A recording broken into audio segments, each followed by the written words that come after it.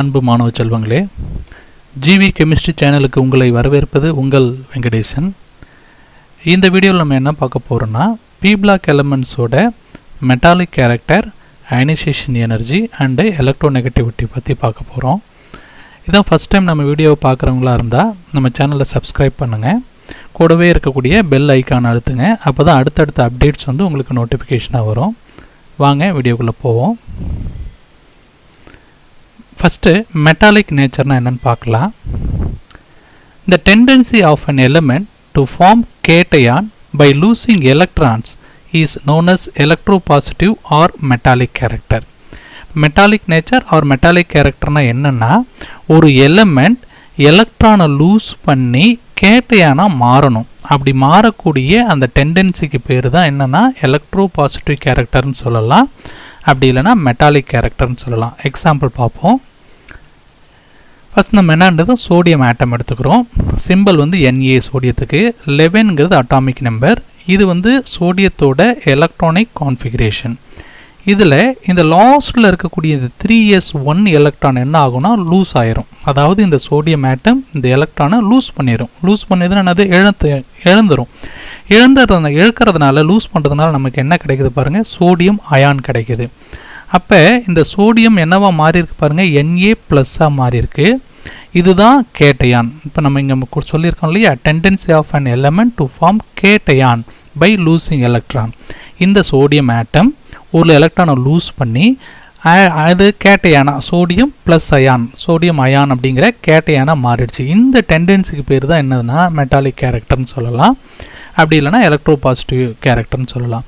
இப்போ சோடியம் ஆட்டம் sodium அயானாக convert ஆகிடுச்சு. அப்போ கான்ஃபிகரேஷன் பாருங்கள், 1s2 2s2 2p6 3s1 இருந்து 1s2 2s2 2p6 மாறிடுச்சு. இந்த 3s1 எலக்ட்ரான் தான் என்ன ஆயிருக்கு, லூஸ் ஆகிருக்கு. அப்போ ஒரு எலக்ட்ரானை லூஸ் பண்ணியிருக்குங்கிறத நம்ம இங்கே என்ன போட்டிருக்கோம், 1 எலக்ட்ரான் போட்டிருக்கோம். ஒரு எலக்ட்ரானை லூஸ் பண்ணதுனால இங்கே ஒரே ஒரு ப்ளஸ் மட்டும் போட்டிருக்கோம். Metallic character depends upon ionisation energy. Metallic character எதை டிபெண்ட் பண்ணியிருக்கோம்னா அயனைசேஷன் எனர்ஜி டிபெண்ட் பண்ணியிருக்கோம். அயனைசேஷன் எனர்ஜினா என்ன அப்படிங்கிறது பின்னாடி பார்க்கலாம். Generally on descending a group ionisation energy decreases and hence metallic character increases.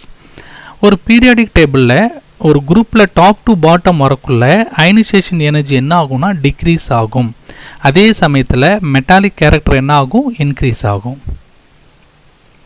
In p block the element present in the lower left are metals while the element in the upper right part are non-metals. இப்போ B black எலமெண்ட்ஸில் பார்த்தோம் அப்படின்னா lower லெஃப்டில் இருக்கிறது எல்லாமே என்னன்னு சொல்கிறாங்க, மெட்டல்ஸ்ன்னு சொல்கிறாங்க. அப்பர் ரைட்டில் இருக்கிறது எல்லாமே என்னன்னு சொல்கிறாங்க, நான் மெட்டல்ஸ்ன்னு சொல்கிறாங்க. எப்படின்னு பார்க்கலாம். இதுதான் பி பிளாக் எலமெண்ட். இது என்னது, லோயர் லெஃப்ட்டு. அப்போ இந்த ப்ளூ கலரில் இருக்கிறது எல்லாமே இங்கே என்ன கொடுத்துருக்காங்க பாருங்கள், மெட்டல்ஸ் அப்படின்னு சொல்கிறாங்க. அப்போ லோயர் லெஃப்டில் இருக்கிறது எல்லாமே என்னது, மெட்டல்ஸ். அதே மாதிரி இது அப்பர் ரைட்டு. இந்த லேவெண்டர் கலரில் இருக்கிறது எல்லாமே பார்த்தீங்கன்னா என்ன சொல்கிறாங்க, நான் மெட்டல்ஸ்ன்னு சொல்கிறாங்க. அதுதான் இங்கே கொடுத்துருக்கோம். In p block the element present in the lower left are metals while the element in the upper right are non-metals. Elements of group 13 have metallic character except the first element boron, which is metalloid, having properties intermediate between the metal and non-metal.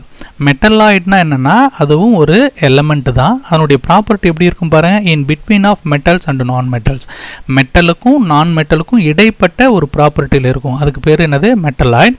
அப்போ group 13ல் first element boron மட்டும் metalloid, மீதி எல்லாமே metals. எப்படின்னு பார்ப்போம். இது B black elements. இதில் பார்த்தீங்கன்னா இந்த க்ரீன் கலரில் இருக்கிறது என்னன்னு சொல்கிறோம் பாருங்கள், மெட்டலாய்டுன்னு சொல்கிறோம்.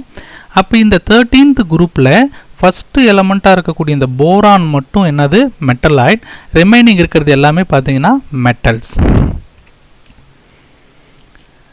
இதுக்கு ரீசன் என்ன அப்படின்னா, the atomic radius of boron is very small and it has a relatively high nuclear charge and these properties are responsible for its non-metallic character. இங்கே மேலே சொல்லியிருக்கோம், குரூப் 13ல போரான் மட்டும் மெட்டலாய்டு, மீதி எல்லாமே என்னது மெட்டல்ஸ்னு சொன்னோம். ஏன் போரான் மட்டும் மெட்டலாய்டாக இருக்கணும், அதுவும் மெட்டலாக இருந்திருக்கலாம்ல அப்படின்னா அதுக்கு ரீசன் வந்து இந்த போரானோட அட்டாமிக் ரேடியஸ் வந்து ரொம்ப ஸ்மாலாக இருக்கும். அப்போ அது ரொம்ப ஸ்மாலாக இருக்கிறப்ப அதில் என்ன இருக்குன்னா எஃபெக்டிவ் நியூக்ளியர் சார்ஜ் வந்து ரொம்ப அதிகமாக இருக்கும். ஸோ இப்போ இந்த ரீசன்னால தான் போரான் வந்து மெட்டலாக ஆக்ட் பண்ணாமல் மெட்டலாய்டாக ஆக்ட் பண்ணுது. In group 14 elements, carbon is a non-metal while silicon and germanium are metalloid. இப்போ 14th குரூப் எடுத்துக்கிட்டோம்னா கார்பன் வந்து நான் மெட்டல், அதில் சிலிக்கான் ஜெர்மானியம் வந்து மெட்டலாய்ட்ஸாக இருக்கும். எப்படின்னு பார்ப்போம். இது பி பிளாக் எலமெண்ட்ஸ். இதில் வந்து 14th குரூப் எலமெண்ட் இது. இந்த 14th குரூப்பில் கார்பன் வந்து என்னது நான் மெட்டல், சிலிக்கான் ஜெர்மானியம் இது ரெண்டும் மெட்டலாய்ட், டின்னு லெட் இது ரெண்டும் வந்து மெட்டலாக இருக்குது. In group 15 nitrogen and phosphorus are non metals and arsenic and antimony are metalloid. இப்போ 15th குரூப் மெட்டலில் நைட்ரஜனும் பாஸ்பரஸும் நான் மெட்டல்ஸு, அதே சமயத்தில் ஆர்சனிக்கும் ஆன்டிமனியும் மெட்டலாய்ட்ஸாக இருக்குது. எப்படின்னு பார்ப்போம். இது 15th குரூப் எலமெண்ட். இந்த 15th குரூப் எலமெண்ட்டில் நைட்ரஜனும் பாஸ்பரஸும் என்னன்னு சொல்கிறோம் பாருங்கள், நான் மெட்டல்ஸ்னு சொல்கிறோம். இதில் ஆர்சனிக்கும் ஆன்டிமனியும் மெட்டலாய்ட், பிஸ்மத் வந்து metal. In group 16 oxygen, sulfur and selenium are non-metals and tellurium is metalloid. Group 16ல ஆக்சிஜன், சல்ஃபர், செலினியம் இது எல்லாமே என்னது நான் மெட்டல். டெலிரியம் வந்து இங்கே என்னவா இருக்கும் மெட்டலாய்ட்ஸாக இருக்கும். எப்படின்னு பார்ப்போம். இது வந்து 16th குரூப் எலமெண்ட். இதில் பாருங்கள் ஆக்சிஜன், சல்ஃபர், செலினியம் இது மூணு என்னது நான் மெட்டல்ஸ். டெலிரியம் மட்டும் என்னது மெட்டலாய்ட். பொலேனியம் மட்டும் என்னது மெட்டல்ஸாக இருக்குது.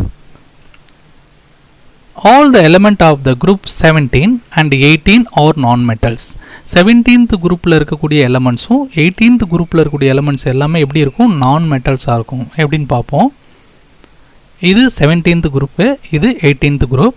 இதில் இருக்கிறது எல்லாமே பாருங்கள் என்ன கலரில் இருக்குது, லேவெண்டர் கலரில் இருக்குது. அப்போ லேவெண்டர் கலரில் இருக்கிறது என்னது நான் மெட்டல்ஸ். அப்போ குரூப் 13லேருந்து 18 வரை கம்பேர் பண்ணுறப்ப 13th குரூப்பில் ஃபஸ்ட்டு எலமெண்ட் மட்டும் மெட்டலாய்டு, மீதி எல்லாமே மெட்டல். 14th குரூப்பில் கார்பன் வந்து நான் மெட்டல், சிலிக்கான் ஜெர்மானியம் வந்து மெட்டலாய்ட், டின்னும் லெட்டும் மெட்டல். 15th குரூப் எடுத்துக்கிட்டோம்னா nitrogen, phosphorus non metal, arsenic, antimony வந்து மெட்டலாய்ட், பிஸ்மத் வந்து மெட்டல். 16th குரூப் எடுத்துக்கிட்டோம்னா ஆக்சிஜன், சல்ஃபர், செலினியம் இது மூணு மெட்டலாய்டு. டெலூரியம் வந்து இது மூணு வந்து நான் மெட்டல்ஸ். டெலூரியம் வந்து மெட்டலாய்ட், பொலேனியம்ங்கிறது மெட்டல். 17th and 18th இந்த ரெண்டு குரூப் எடுத்துட்டோம்னா இதில் இருக்கக்கூடிய எலமெண்ட் எல்லாமே என்னது நான் மெட்டல்ஸ். நெக்ஸ்ட்டு அயனைசேஷன் என்தால்பினா என்னன்னு பார்க்க போகிறோம். The minimum amount of energy is required to remove the most loosely bounded electron of an isolated natural gaseous atom of molecule. இப்போ ஒரு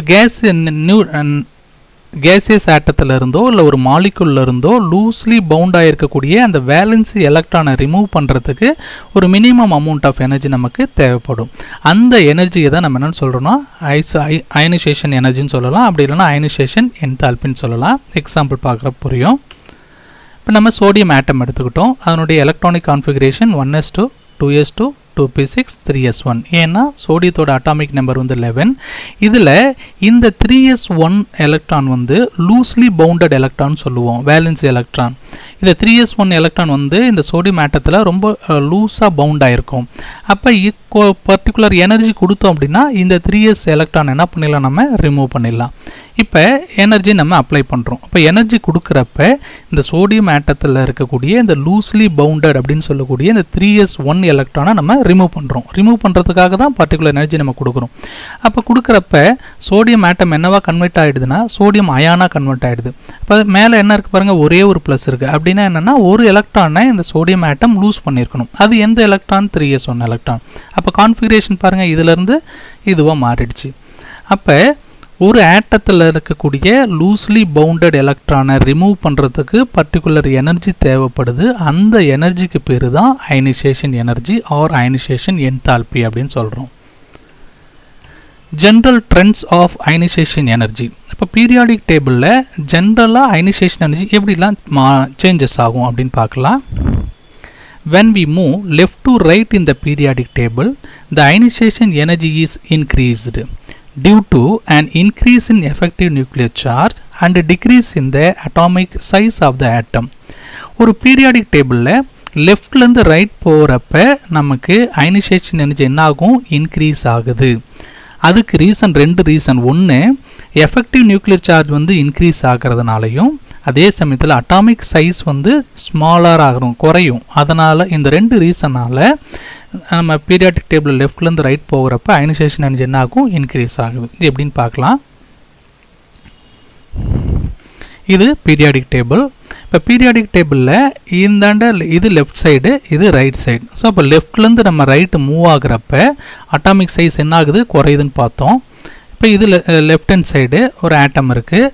லெஃப்ட்லேருந்து நம்ம என்ன பண்ணுறோம்? ரைட்டு மூவ் ஆகுறோம். மூவ் ஆகுறப்ப பாருங்களேன் என்ன ஆகுது? அட்டாமிக் சைஸ் வந்து என்ன ஆகிட்டே போகுது பாருங்கள், குறைஞ்சிக்கிட்டே போகுது. அட்டாமிக் சைஸ் குறையிறப்ப என்ன ஆகும்னா எஃபெக்டிவ் நியூக்ளியர் சார்ஜ் வந்து இன்க்ரீஸ் ஆகும். எஃபெக்டிவ் நியூக்ளியர் சார்ஜ்னா என்னென்னா, இந்த நியூக்ளியஸ்க்கு பாசிட்டிவ் சார்ஜ் இருக்கும், இந்த எலக்ட்ரானுக்கு நெகட்டிவ் சார்ஜ் இருக்கும். இந்த 2 ஆப்போசிட் சார்ஜ்டு ஸ்பீசிஸ்க்குள்ள ஸ்ட்ராங் அட்ராக்டிவ் ஃபோர்ஸ் இருக்கும், எலக்ட்ரோஸ்டாட்டிக் அட்ராக்ஷன் ஃபோர்ஸ் இருக்கும். அந்த அட்ராக்ஷன் ஃபோர்ஸ் தான் எஃபெக்டிவ் நியூக்ளியர் சார்ஜ்னு சொல்கிறோம். அப்போ இந்த பாசிட்டிவ் நியூக்ளியஸ் இந்த வெளியே அவுட்டர் மோஸ்ட்டில் இருக்கக்கூடிய எலக்ட்ரான் நெகட்டிவ் ஸ்பீசிஸ் என்ன பண்ணும்? ரொம்ப ஸ்ட்ராங்கான அட்ராக்டிவ் ஃபோர்ஸில் அட்ராக்ட் பண்ணும். அதுக்கு பேர் தான் எஃபெக்டிவ் நியூக்ளியர் சார்ஜ். அப்போ அட்டாமிக் சைஸ் வந்து இங்கே பாருங்கள், இது பெருசாக இருக்குது. அப்போ இந்த ஆட்டத்தில் எஃபெக்டிவ் நியூக்ளியர் சார்ஜ் வந்து கொஞ்சம் கம்மியாக இருக்கும். எதை கம்பேர் பண்ணுறப்ப? இந்த ஆட்டத்தை கம்பேர் பண்ணுறப்ப. ஏன்னா இதனுடைய சைஸ் வந்து இந்த ஆட்டத்தை விட சின்னதாக இருக்குது, சைஸ் குறைவாக இருக்குது. அப்போ சைஸ் குறையிறப்ப இந்த அயானிக் ரேடி என்ன ஆகும்? அட்டாமிக் ரேடி, அயானிக் ரேடி என்ன ஆகும் அப்படின்னா குறைஞ்சிரும். அப்போ குறையிறப்ப இந்த நியூக்ளியஸ்க்கு பக்கத்தில் எலக்ட்ரான் வரும். அப்போ நியூக்ளியஸ்க்கு பக்கத்தில் எலக்ட்ரான் வரப்போ அந்த எலக்ட்ரோஸ்டாட்டிக் அட்ராக்ஷன் ஃபோர்ஸ் வந்து ரொம்ப அதிகமாக இருக்கும். அப்போ சைஸ் கம்மியாக ஆக நியூக்ளியர் அந்த எஃபெக்டிவ் நியூக்ளியர் சார்ஜ் வந்து அதிகம். இப்போ இந்த ஆட்டத்தை நம்ம எடுத்துக்கலாம். இங்கே பாருங்கள், நியூக்ளியஸ்க்கும் அவுட்டர் மோஸ்ட் எலக்ட்ரானுக்கும் உள்ள அந்த அயானிக் ரேடி, அட்டாமிக் ரேடி வந்து எப்படி இருக்குது? ரொம்ப கம்மியாக இருக்குது. அப்போ இந்த எலக்ட்ரான் இந்த நியூக்ளியஸ் வந்து ஸ்ட்ராங் ஃபோர்ஸில் அட்ராக்ட் பண்ணிகிட்ருக்கோம். இந்த எலக்ட்ரானை நம்ம ரிமூவ் பண்ணுறதுக்கு அதிகமான எனர்ஜி கொடுக்கணும். அதை தான் நம்ம சொல்கிறோம் when we move from left to right in the periodic table. லெஃப்ட்லேருந்து ரைட்டு போக போக அட்டாமிக் சைஸ் குறைஞ்சிக்கிட்டே போகுது. அதனால் எஃபெக்டிவ் நியூக்ளியர் சார்ஜ் என்ன ஆகுது? இன்க்ரீஸ் ஆகுது. ஸோ அப்போ இந்த எலக்ட்ரானை ரிமூவ் பண்ணுறதுக்கு நம்ம நிறைய எனர்ஜி கொடுக்கணும். அதனால தான் நம்ம என்னன்னு சொல்கிறோம்? அயனைசேஷன் எனர்ஜி இன்க்ரீஸ் ஆகுது அப்படின்னு சொல்கிறோம். அப்போ லெஃப்ட்லேருந்து ரைட் போகிறப்ப எஃபெக்டிவ் நியூக்ளியர் சார்ஜ் இன்க்ரீஸ் ஆகும். ஏன் எஃபெக்டிவ் நியூக்ளியர் சார்ஜ் இன்க்ரீஸ் ஆகுது? லெஃப்ட்லேருந்து ரைட்டு போக போக அந்த ஆட்டத்தோட சைஸ் என்ன ஆகுது பாருங்கள்? குறைஞ்சிருது. குறையிறதுனால the attractive force between nucleus and electron will be more. அப்போ இந்த அவுட்டர்மோஸ்ட் ஆர்பிட்டலில் இருக்கக்கூடிய எலக்ட்ரானை ரிமூவ் பண்ணுறதுக்கு அதிக எனர்ஜி தேவை. அதுதான் இங்கே சொல்லியிருக்கோம். when we move from left to right in the periodic table, the ionization energy is increased due to an increase in effective nuclear charge and a decrease in atomic size of the atoms. Next, while we move from top to bottom in the periodic table, the ionization energy is decreased due to decrease in effective nuclear charge and increase in atomic size of the atoms. இப்போ இந்த பாயிண்டில் என்ன பார்த்தோம்னா, லெஃப்ட்லேருந்து right போகிறப்ப ஒரு சீரீஸில் எப்படி நம்ம மூவ் ஆகிறப்ப எப்படி வந்து அயனைசேஷன் எனர்ஜி வந்து மாறுது அப்படின்னு பார்த்தோம். இப்போ இது வந்து ஒரு குரூப்பில் டாப் டு பாட்டம் வரக்குள்ள அயனைசேஷன் எனர்ஜி என்ன ஆகுது? டிக்ரீஸ் ஆகுது. எப்படின்னு பார்க்கலாம்.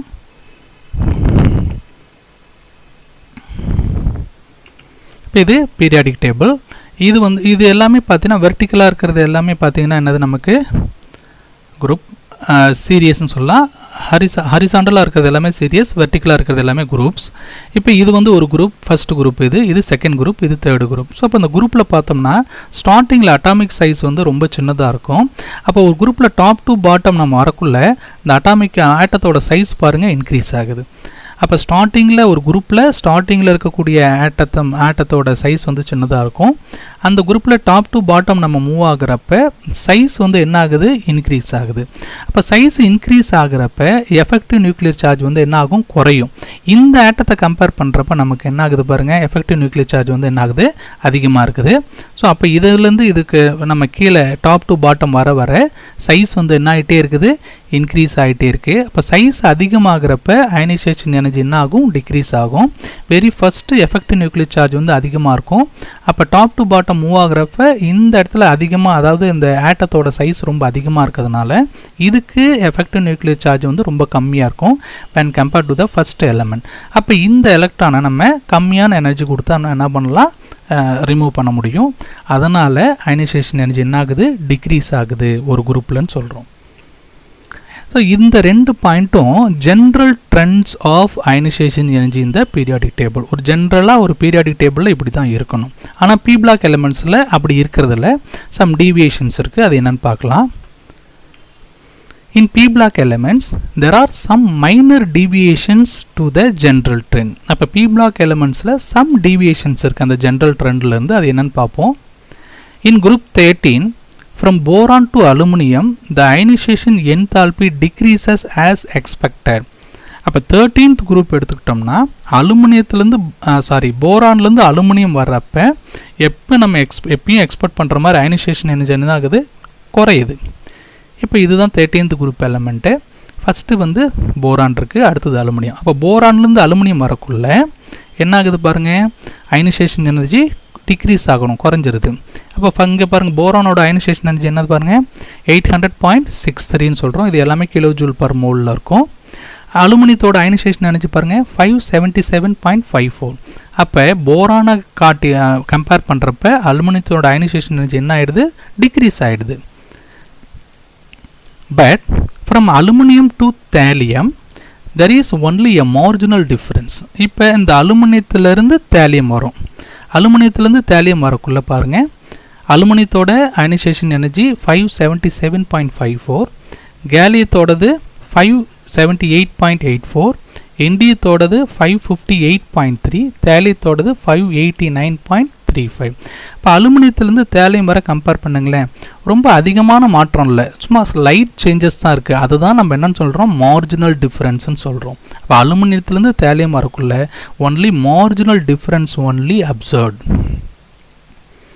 This is due to presence of inner D and F electrons which has poor shielding effect compared to S and P electrons. இப்போ அலுமினியத்திலேருந்து தேலியம் வரக்குள்ள ஏன் இந்த மார்ஜினல் டிஃபரன்ஸ் தான் இருக்கணும், ஏன் வந்து இப்போ போரான்லேருந்து அலுமினியம் வரக்குள்ள ரொம்ப குறைஞ்சிருக்கு வேல்யூ, அப்போ அலுமினியத்துலேருந்து தேலியம் வரக்குள்ள வேல்யூ ரொம்ப குறையணும்ல, ஏன் ரொம்ப மார்ஜினல் டிஃபரன்ஸாக இருக்குது அப்படின்னா அதுக்கு காரணம் inner d and f electron இருக்குது. இந்த இன்னர் டி அண்ட் எஃப் எலக்ட்ரான்ஸோட ஷீல்டிங் எஃபெக்ட் வந்து ரொம்ப கம்மியாக இருக்கும் and compare to the s and p electrons. So இந்த புவர் ஷீல்டிங் எஃபெக்ட்னால எஃபெக்டிவ் நியூக்ளியர் சார்ஜ் அந்த வேலன்சி எலக்ட்ரான் இன்க்ரீசஸ். அப்போ இந்த டி அண்ட் எஃப் எலக்ட்ரான்ஸ் இருக்கிறதுனால அதுக்கு புவர் ஷீல்டிங் எஃபெக்ட் இருக்குது. அதனால் வேலன்சி எலக்ட்ரான் மேலே நியூக்ளியரோட அட்ராக்ஷன் ஃபோர்ஸ் வந்து அதிகமாகிரும். அதனால தான் இந்த மார்ஜினல் டிஃபரன்ஸ் வந்து இருக்குது. A similar trend is also observed in group 14. இப்போ இது குரூப் 14, அதாவது கார்பன் ஃபேமிலின்னு சொல்லலாம். அப்போ கார்பன்லேருந்து சிலிக்கான் வரக்குள்ளே பாருங்கள் நிறைய டிஃப்ரென்ஸ் இருக்கும் அயனைசேஷன் எனர்ஜியில். கார்பனுக்கு பார்த்தீங்கன்னா 800.63, சிலிக்கானுக்கு 786.62. அப்போ கார்பன்லேருந்து நம்ம சிலிக்கான் வரக்குள்ள அயனைசேஷன் எனர்ஜி என்ன ஆகுது, டிக்ரீஸ் ஆகிருக்கு. அட் த சேம் டைம் சிலிக்கான்லேருந்து நம்ம லெட்டுக்கு வரக்குள்ள only marginal difference one is observed. அப்போ ரொம்ப கம்மியான டிஃப்ரென்ஸ் மட்டும்தான் என்ன பண்ணியிருக்கோம், அப்சர்வ் பண்ணியிருக்கோம். The remaining groups, that is 15 to 18, follow the general trend. அப்போ 14th குரூப்போட இந்த டிவியேஷன்ஸ்லாம் முடிஞ்சிருந்தது, மார்ஜினல் டிஃப்ரென்ஸ் இருக்குது, இதெல்லாம் முடிஞ்சிருது. 15th குரூப்லேருந்து 18th குரூப் வரலையும் நம்ம போக்குள்ள எப்பயுமே நம்ம எக்ஸ்பெக்ட் பண்ணுற மாதிரி அந்த அயனைசேஷன் எனர்ஜி என்ன ஆகும்னா லெஃப்ட் டு ரைட் இன்க்ரீஸ் ஆகும், டாப் டு பாட்டம் என்ன ஆகும், டிக்ரீஸ் ஆகும். The ionization enthalpy of element in successive group is higher than the corresponding element of the previous group as expected. இப்போ இந்த பாயிண்டில் என்ன சொல்கிறோம் அப்படின்னா அயனைசேஷன் என்தால்பி வந்து பார்த்தீங்கன்னா சக்ஸசிவ் குரூப்பில் இருக்கிறப்ப அதிகமாக இருக்கும், ப்ரீவியஸ் குரூப்பை கம்பேர் பண்ணுறப்ப அடுத்த குரூப்புக்கு அதனுடைய அயனைசேஷன் எனர்ஜி வந்து எப்படி இருக்கும், அதிகமாக இருக்கும்னு சொல்கிறோம். எப்படின்னு பார்க்கலாம். இது வந்து பீரியாடிக் டேபிள். இப்போ நம்ம லெஃப்ட்லேருந்து ரைட் போகிறப்ப என்ன நடக்குதுன்னு நம்ம சொன்னோம், அட்டாமிக் சைஸ் வந்து குறைஞ்சிட்டே போகுது. இப்போ உதாரணத்துக்கு இது வந்து நம்ம போரான் வச்சுக்கலாம். இந்த பி பிளாக் எலமெண்ட்ஸில் எடுத்துக்கலாம், இல்லை ஜென்ரலாக எடுத்துக்கலாம். இது வந்து போரான் ஃபேமிலி. இப்போ இது வந்து ஜிங்கே, இது வந்து நிக்கல் எப்படி வச்சுக்குவோம். அப்போ இது ஒரு குரூப், இது ஒரு குரூப், இது ஒரு குரூப், இது ஒரு குரூப், இது ஒரு குரூப். அப்போ இந்த லாஸ்ட் குரூப்போட அயனைசேஷன் எனர்ஜி வந்து அதிகம். எதை கம்பேர் பண்ணுறப்ப அதனுடைய ப்ரீவியஸ் குரூப். அப்போ இதுக்கு அயனைசேஷன் எனர்ஜி அதிகம் எதை விட அதனுடைய ப்ரீவியஸ் குரூப். இப்போ இதுதான் சக்ஸஸிவ் குரூப். அப்போ லாஸ்ட்டில் இருக்கக்கூடிய குரூப்போட அயனைசேஷன் எனர்ஜி அதிகம் when compared to the previous group. இதனுடைய அயனைசேஷன் எனர்ஜி அதிகம் when compared to the previous group. அதை தான் நம்ம இங்கே சொல்லியிருக்கோம். The ionization enthalpy of elements in successive groupனா அடுத்தடுத்த குரூப்னு அர்த்தம், is higher than the corresponding element of the previous group.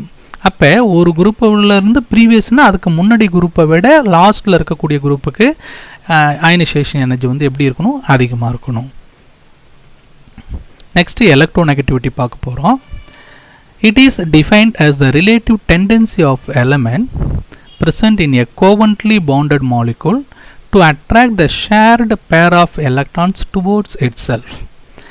Electronegativity நம்ம எப்படி டிஃபைன் பண்ண முடியும்னா கோவலன்ட் காம்பவுண்டை வச்சு தான் டிஃபைன் பண்ண முடியும். அப்போ கோவலன்ட் காம்பவுண்ட் அப்படின்னா என்னது அப்படின்னா, ஒரு மாலிகுல் ஒரு இருக்குன்னு வச்சுக்கலாம். அந்த மாலிகுலுக்கு இடையில் இருக்கக்கூடிய அந்த பாண்ட் வந்து கோவலன்ட் பாண்டாக இருக்கணும். அப்போ கோவலன்ட் பாண்ட்னா நமக்கு தெரியும் மியூச்சுவல் ஷேரிங் ஆஃப் எலக்ட்ரான். இப்போ 2 எலக்ட்ரான் இருக்கும் அந்த பாண்டில். 2 எலக்ட்ரானுமே 2 எலமெண்ட்டுமே என்ன பண்ணியிருக்கோம், ஷேர் பண்ணியிருக்கோம். இப்போ இந்த நம்ம எக்ஸாம்பிள் என்ன எடுத்திருக்கோம் பாருங்கள், ஹைட்ரஜன் குளோரைடு எடுத்திருக்கோம். ஹச்சுக்கும் சிஎலுக்கும் நடுவில் ஒரு பாண்ட் இருக்குது. இந்த பாண்டில் 2 எலக்ட்ரான் இருக்குது. இதை ரெண்டையும் கம்பேர் பண்ணுறப்ப குளோரினுக்கு எலக்ட்ரோநெகட்டிவிட்டி வந்து அதிகம். அப்போ எலக்ட்ரோநெகட்டிவிட்டி குளோரினுக்கு அதிகமாக இருக்கிறதுனால இந்த குளோரின் இந்த 2 எலக்ட்ரானையும், அதாவது பாண்டட் பேர் ஆஃப் எலக்ட்ரான் ரெண்டுத்தையுமே என்ன பண்ணிக்கும், அதை நோக்கி அட்ராக்ட் பண்ணிக்கும். அங்கே தான் அதான் சொல்லுவோம், attract the shared pair of electron towards itself. அப்போ இந்த குளோரினுக்கு எலக்ட்ரோநெகட்டிவிட்டி அதிகமாக இருக்கிறதுனால இந்த 2 எலக்ட்ரானையுமே அது என்ன பண்ணிக்கும், அதை பக்கம் அட்ராக்ட் பண்ணிக்கும். அப்போ அட்ராக்ட் பண்ணிக்கிறதுனால இது எப்படி வந்து மாறும் அப்படின்னா ஹெச் ப்ளஸ் ஆகவும் சிஎல் மைனஸ் ஆகவும் மாறும். ஏன் ஹெச் ப்ளஸ்ஸாக மாறுதுன்னா, plus indicates the deficiency of electron. ஹைட்ரஜனுக்கு எலக்ட்ரானே கிடையாது, எல்லா எலக்ட்ரானும் குளோரின் எடுத்துக்கிச்சு. அப்போ ஹைட்ரஜனுக்கு எலக்ட்ரான் அங்கே இல்லை, அதனுடைய டிஃபிஷியன்சி தான் ப்ளஸ்ஸாக காமிக்குது. அப்போ இங்கே குளோரின் வந்து ஒரு எலக்ட்ரானை விட 2 எலக்ட்ரானை அக்செப்ட் பண்ணிக்குது. 2 எலக்ட்ரான் என்ன பண்ணிக்குது, அட்ராக்ட் பண்ணிக்குது. அதனால் எக்ஸஸ் ஆஃப் எலக்ட்ரான் இருக்குது, அதுதான் மைனஸ்ன்னு சொல்கிறோம். இப்போ இது பீரியாடிக் டேபிள். இப்போ எலக்ட்ரோநெகட்டிவிட்டி வந்து ஒரு சீரீஸில் லெஃப்ட்லேருந்து ரைட் போகிறப்ப என்ன நடக்கும் அப்படின்னா இன்க்ரீஸ் ஆகும். அப்போ பீரியாடிக் டேபிள்லேருந்து லெஃப்ட்லேருந்து ரைட் நம்ம மூவ் ஆகிட்டே போக போக எலக்ட்ரோநெகட்டிவிட்டி என்ன ஆகும், இன்க்ரீஸ் ஆகும். அட் த சேம் டைம் ஒரு குரூப்பில் டாப் டு பாட்டம் வரக்குள்ள எலக்ட்ரோநெகட்டிவிட்டி என்ன ஆகணும், டிக்ரீஸ் ஆகணும். As we move down the 13th group, the electronegativity first decreases from boron to aluminum and then marginally increases. இப்போ 13th குரூப்பில் நம்ம போகிறப்ப ஃபஸ்ட்டு எலக்ட்ரோநெகட்டிவிட்டி என்ன ஆகும் அப்படின்னா போரான்லேருந்து அலுமினியம் வரப்போ கம்மியாகும். அதுக்கப்புறம் மார்ஜினல் இன்க்ரீஸ் இருக்கும். எப்படின்னு பார்க்கலாம். இது 13th குரூப். இப்போ போரான்லேருந்து நம்ம என்ன பண்ணுறோம், அலுமினியம் வரும். அப்போ என்ன ஆகுது பாருங்கள், எலக்ட்ரோநெகட்டிவிட்டி டிக்ரீஸ் ஆகுது. போரானுக்கு எலக்ட்ரோநெகட்டிவிட்டி வேல்யூ வந்து 2, அலுமினியத்துக்கு 1.5. அப்போ போரான்லேருந்து அலுமினியம் வரப்போ எலக்ட்ரோநெகட்டிவிட்டி என்ன ஆகிடுது, டிக்ரீஸ் ஆகிடுது. அதுக்கப்புறம் பாருங்கள் கேலியத்துக்கு 1.6, இண்டியத்துக்கு 1.7, தேலியத்துக்கு 1.8. அப்போ இது எல்லாமே பாருங்கள் மார்ஜினல் இன்க்ரீஸ், ரொம்ப கம்மியான ஒரு ரேஷியோவில் தான் என்ன ஆயிருக்கு, இன்க்ரீஸ் ஆகிருக்கு. Similar trend is observed as we move from first element to the next element in the other groups. இப்போ 13th குரூப்பில் நம்ம இங்கே எப்படின்னு பார்த்துருக்கோம். இதே மாதிரியே தான் எல்லா குரூப்லையுமே இந்த எலக்ட்ரோநெகட்டிவிட்டி சேஞ்சஸ் வந்து அப்சர்வ் பண்ணுறோம். And thereafter there is no appreciable change in the electronegative values. So remaining நம்ம next வீடியோவில் பார்க்கலாம்.